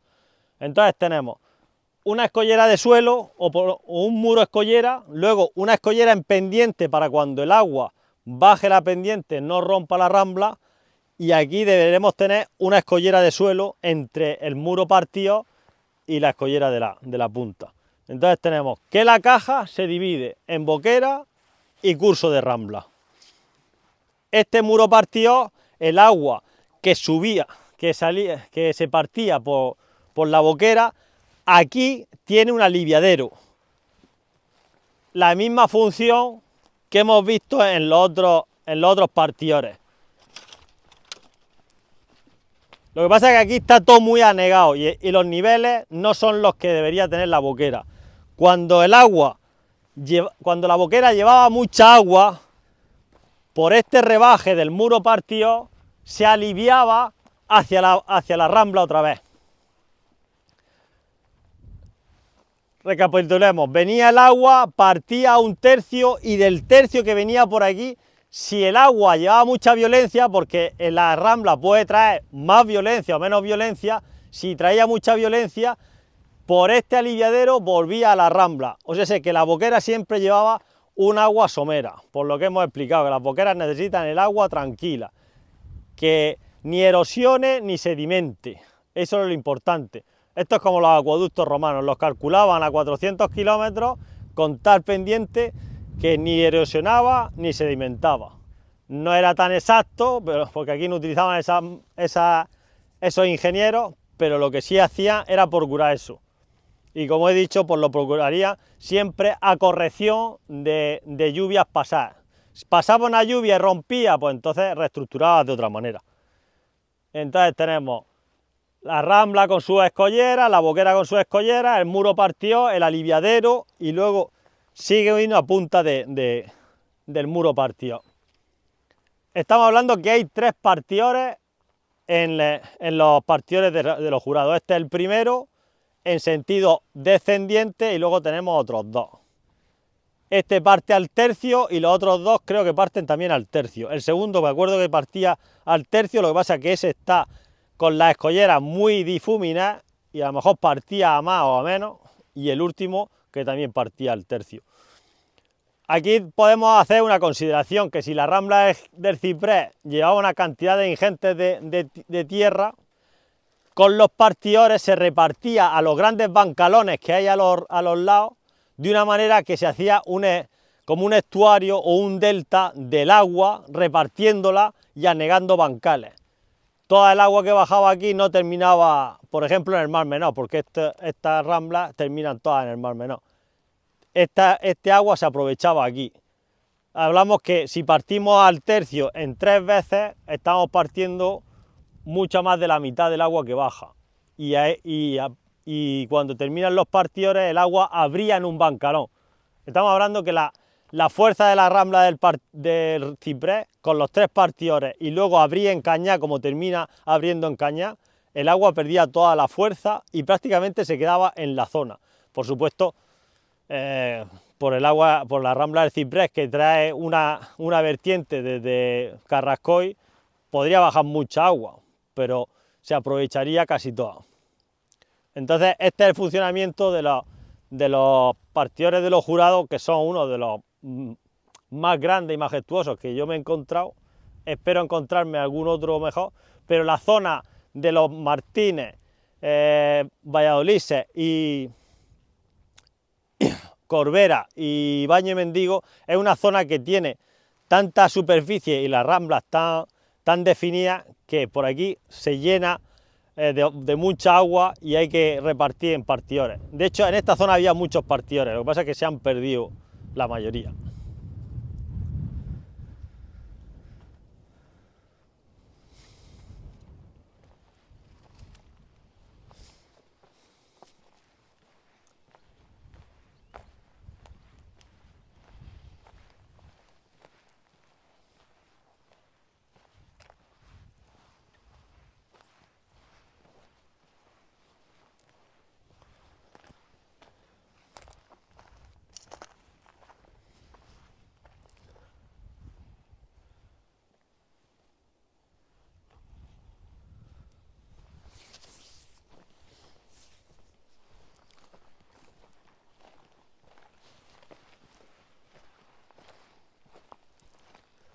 Aquí tenemos una evidencia de lo fuerte que es esta rambla, porque el muro partió, para que no se coma el agua el muro ni lo drene por abajo, le hacen el saliente que esto es, en arquitectura tiene que tener algún nombre, para que el agua no vaya lamiendo el terreno, porque a partir de este muro ya es tierra.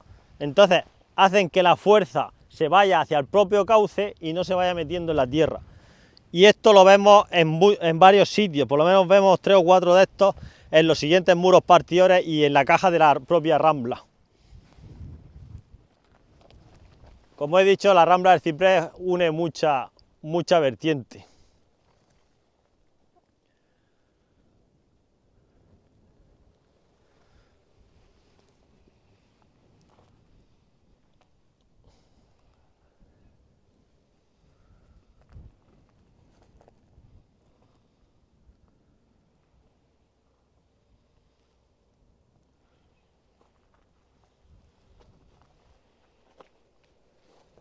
Sí, es grande, ¿eh? Hay diferencia a los pequeños partidores de Bancá, ¿eh? Ya lo creo.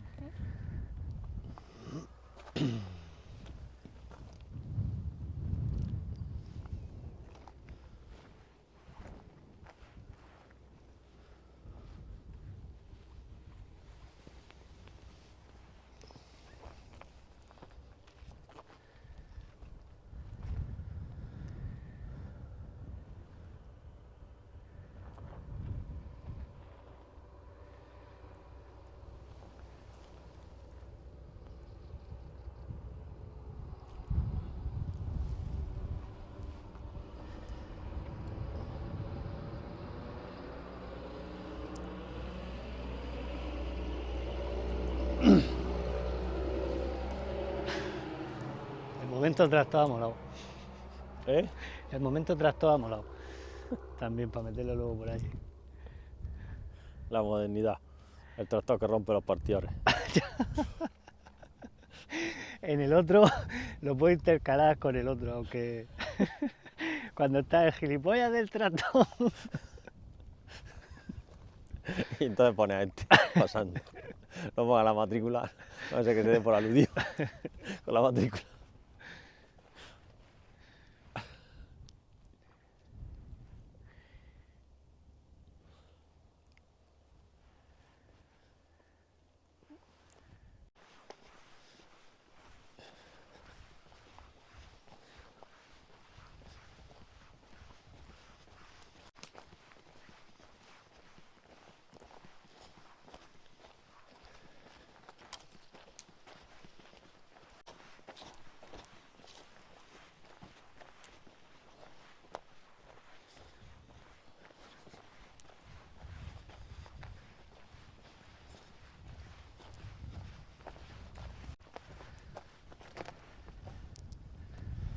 Más para abajo todavía. Esto se ve que han recrecido los costerones de la Rambla para que no se desborde.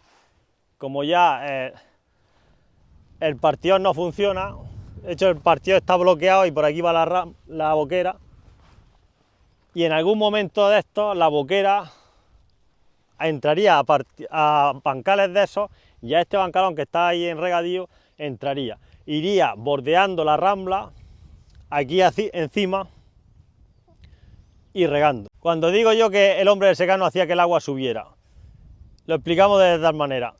Donde está el partido hay una cota X. Si el agua no pasara por el partido o no hubiera partido y bajara por la Rambla, a 2 kilómetros más abajo, donde abre la cañada, pasaría toda el agua, mientras que a través del partido y de las boqueras se iba partiendo al tercio el agua, y ya desde la cota que hay en el partido a -2 de cota del partido ya empezaba a regar bancales. O sea, el agua por pérdida de poco nivel iba ya regando bancales. El agua, en vez de perder 10 metros de cota a 2 kilómetros, iba descendiendo, iba regando bancales, y 1/3 del agua iba regando bancales.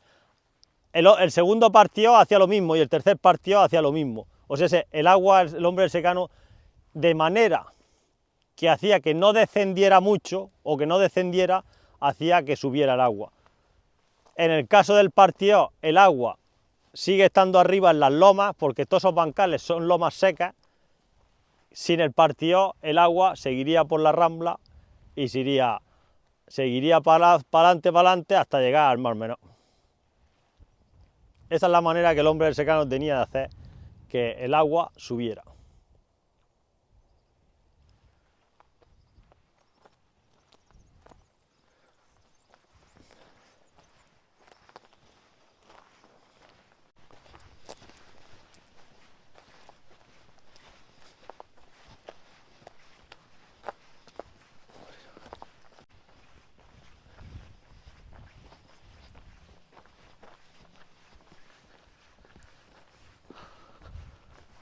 Este está muy anegado, este Partió. De hecho, la otra vez me costó reconocerlo, el Partió.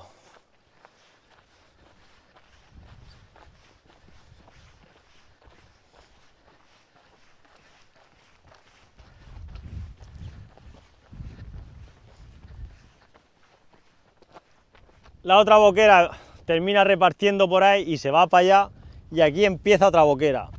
Ahí donde están la mata de junco, eso, empieza la otra boquera. Y allí donde está el cartel de prohibido cazar, es donde está el muro Partió. Lo que pasa es que está muy anegado. El muro Partió normalmente tenía de 80, 1 metro, 1,20 m, y solo se ve la cabeza del muro Partió. Lo que pasa es que se ve bien lo que es el Partió, porque el muro es tan largo que ya más adelante estamos viendo el muro.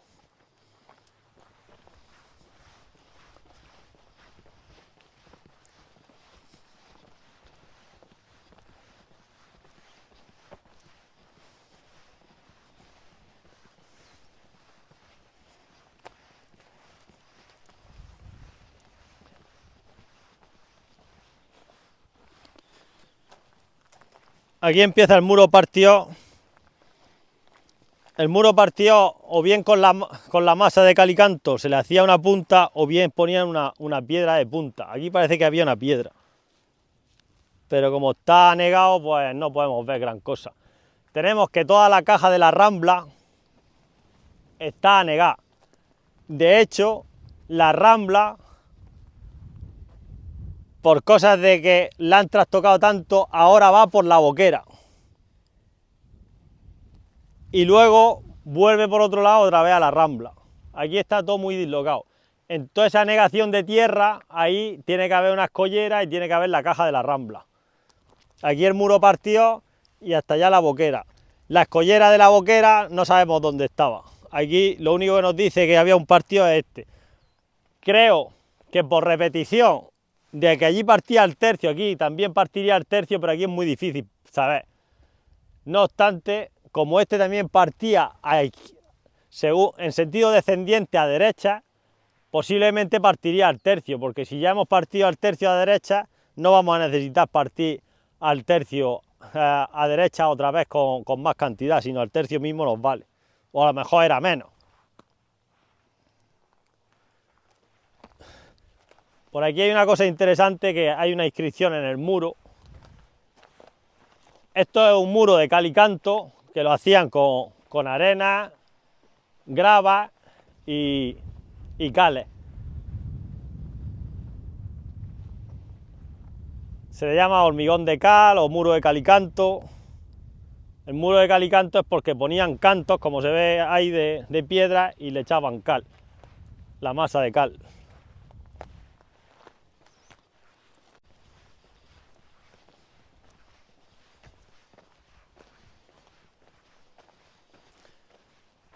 Allí volvemos a tener esos salientes que hay del muro hacia la rambla, y por eso interpreto de que esta rambla baja virulentamente, porque esos son protecciones para que el agua no esté topando contra el muro, y esa misma punta hacia la rambla o espigón hace que la violencia se vaya hacia el propio caudal y no esté tanto en lo que es la pared del muro. Y por aquí hay una inscripción y hay un cambio Ahora vamos a ver una fecha ahí importante, pero esa parte del muro parece más antigua que esta, porque aquí hicieron un rejunteado que se nota que es más reciente que la primera parte del muro de cal y canto.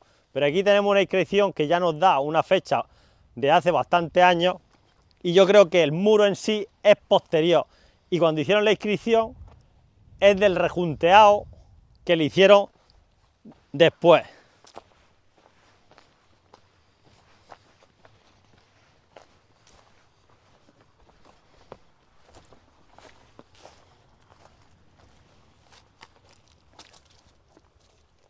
Aquí hay una inscripción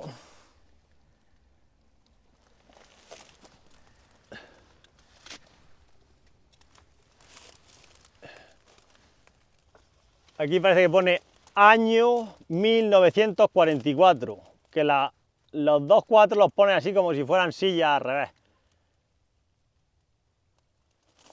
Y aquí pone una MC, sí, 1000, le quita 100, 1900.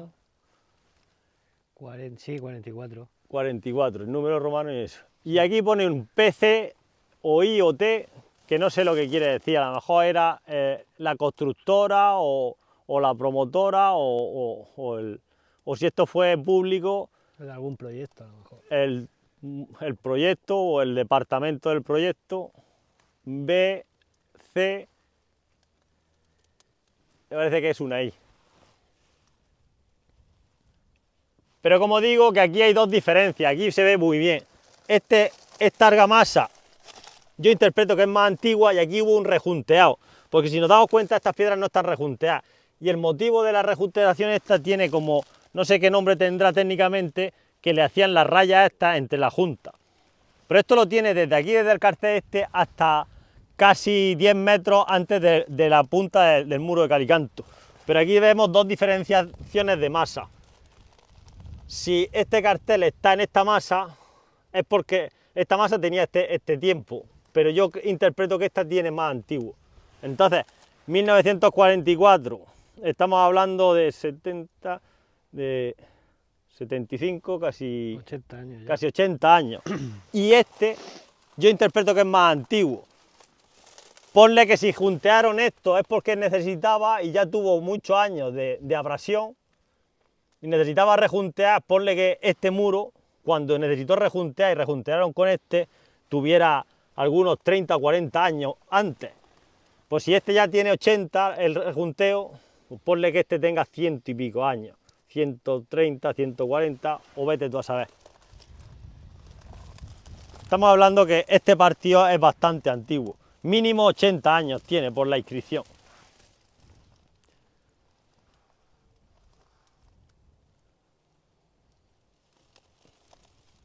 Sí, tendrá que tener más, ¿no? Claro, si está rejunteado. Claro, de hecho, mira cómo esta argamasa está menos abrasiva, menos abrasionada que esta. Y más oscura. Que posiblemente esta llevara algo de cemento y esta es de cal pura. Puede ser, mira, esto parece que lleva algo de cemento y esto es cal pura.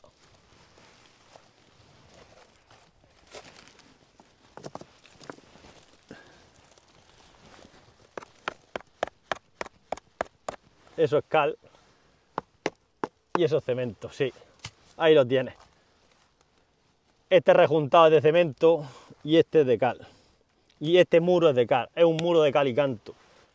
Y si este lo hicieron en 1944, pues este posiblemente tenga pues, 50, 100 años más, no lo sabemos. Alguien más técnico o alguien que sepa de la materia, pues podría decirnos este muro cuánto tiene. Mis conocimientos no llegan ahí.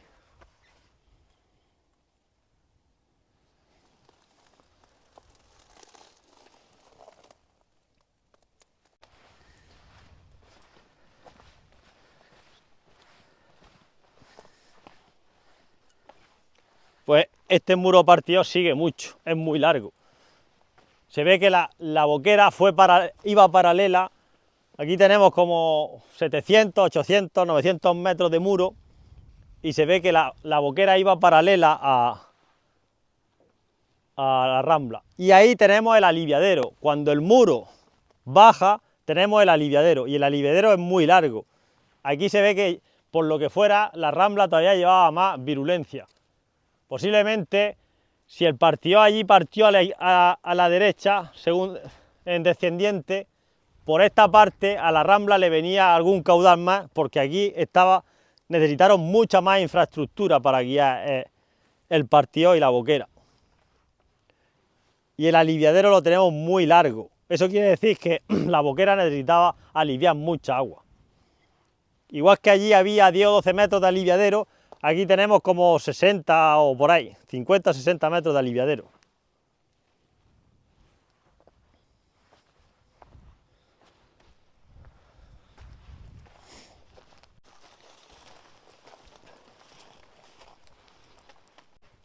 Aunque estoy diciendo aliviadero, pero supongo que los antiguos le dirían aliviado, porque si era partido, era saltado. Tiene pinta, sí. El aliviadero sería aliviado. Aliviador. Suena bien. El aliviado.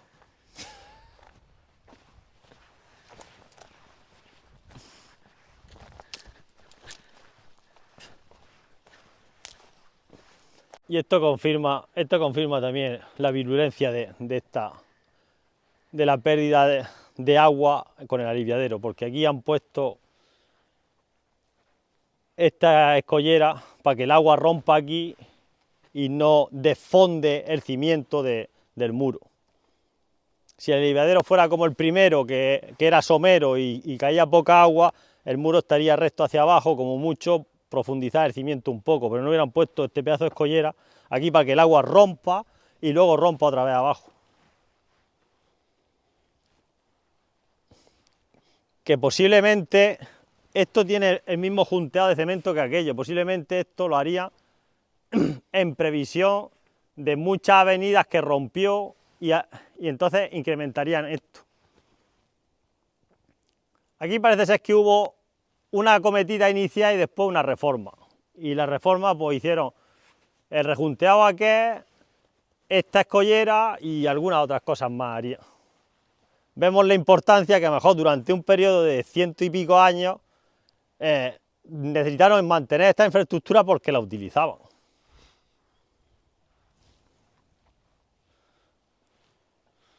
Por aquí no podemos pasar.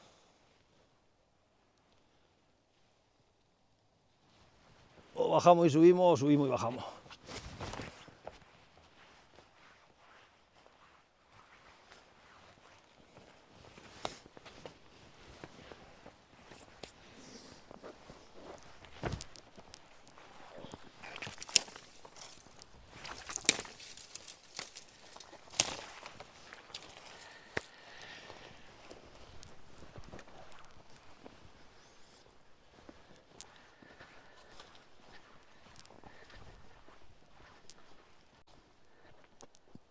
Y aquí por lo mismo, que todo esto se hace para que el agua vaya centrada en su cauce y no vaya rompiendo el muro.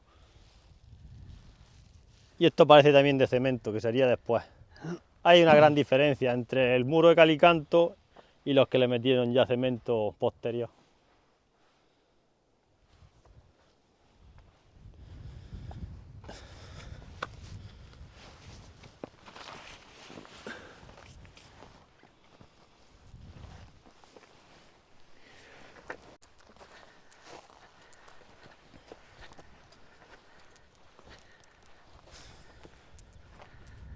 Pues ahí hemos visto como estaba negado el segundo partido y se trasladaba todo por la boquera, todo el caudal actualmente viene por la boquera y luego por el aliviador, el aliviadero, salta a la rambla otra vez, y ahora vemos que la boquera se pasa para allá y tiene algo de caudal que se abre ahí, porque lo he visto otras veces, y por aquí la rambla tira para allá.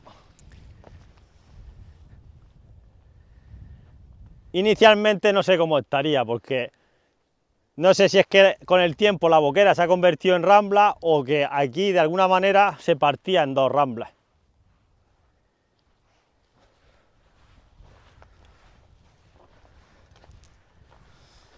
la boquera la ibas partiendo en partidores, pero el caudal principal siempre seguía. Entonces aquí hay una cosa que parece que es que con eso la volvían a la rambla. Y está aquí la infraestructura esta.